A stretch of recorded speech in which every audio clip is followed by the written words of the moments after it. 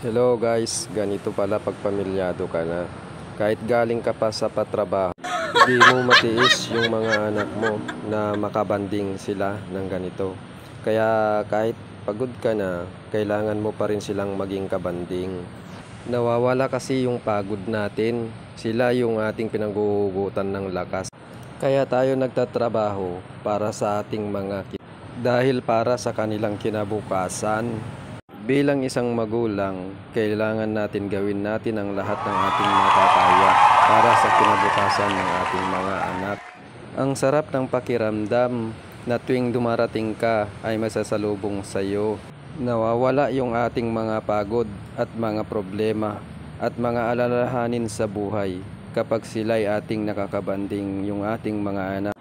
Iparamdam natin sa kanila na mahal natin sila at may halaga. May halaga sila sa atin.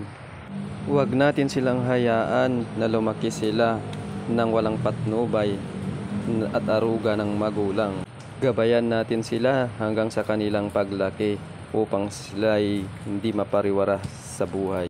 Alalayan natin sila at ituro ang tama. Bilang isang magulang, ayaw naman natin sila na sila'y mapasama sa kanilang paglaki. Lagi natin silang gabayan at huwag natin silang pababayaan. Hanggat nabubuhay pa tayo, kailangan nila tayo. Kaya mahalin natin ang ating pamilya. Maraming salamat guys sa panonood. Bye bye.